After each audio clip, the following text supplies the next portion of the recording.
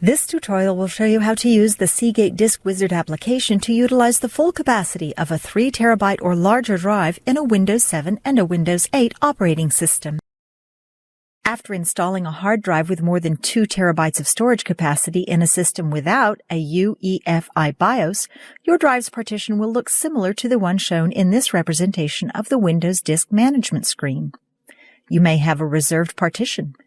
Your C volume will contain up to 2 terabytes of partitioned storage space, and the remaining portion of the drive's capacity will be unallocated and unpartitioned. This video will illustrate how to use DiscWizard's disk management utilities to allocate, partition, and format the extended capacity of your drive. To begin, launch DiscWizard. After DiscWizard opens, scroll to the lower portion of the page. Navigate to the Disk Management section and click on the Seagate Extended Capacity Manager link. After the Extended Capacity Manager opens, you will see a graphical representation of your drive's native capacity and the extended unallocated storage space. To begin the process of preparing the unallocated storage space so that it can be partitioned and formatted, click on the Apply button. The system will prepare the unallocated space and install a device driver that will support the extended capacity. This process takes only a few moments to complete. When the process is finished, click on the Close button. The Extended Capacity Manager will close and you will return to the DiscWizard main menu. The next step is to partition, format, and set the drive letter for the extended capacity of the drive. To continue, click on the Add New Disk link in the Disk Management section of the page. The Add New DiscWizard will launch. To continue, click on the Not Initialized Extended Capacity Disk with the AVD designation prefixing the drive's model number to select it. Then click Next. On the Initialization Options page, you will be required to select an initialization method.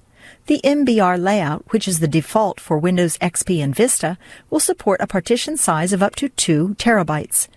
If the extended capacity of your drive is larger than 2 terabytes, and you select the MBR layout, the maximum partition size will be limited to 2 terabytes and any remaining capacity will be unused. The GPT layout will support larger partitions. However, this option will only be available for Windows 7 and Windows 8 systems. To continue, select the type of initialization layout you want to use by clicking on that method's Radio button. Then click Next.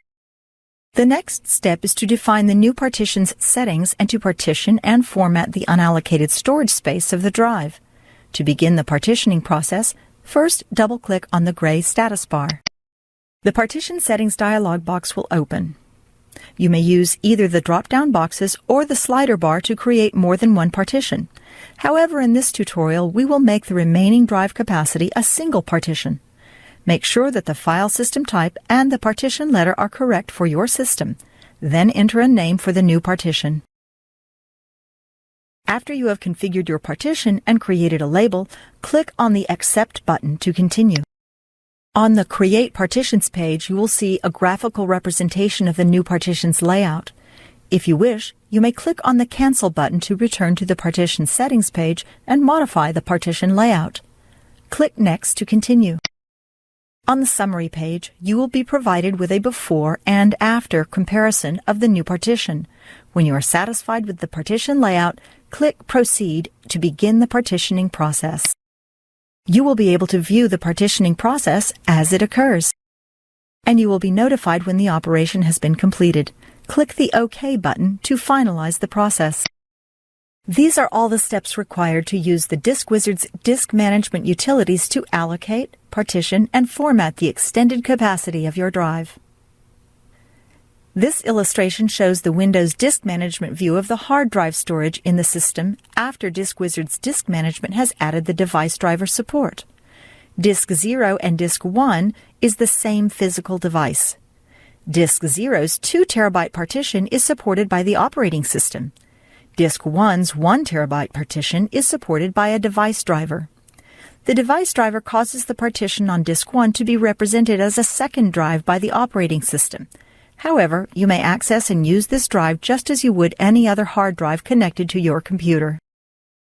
This concludes the DiscWizard Extended Capacity Support tutorial. For more information on Seagate DiscWizard, please see the rest of the DiscWizard tutorials. you.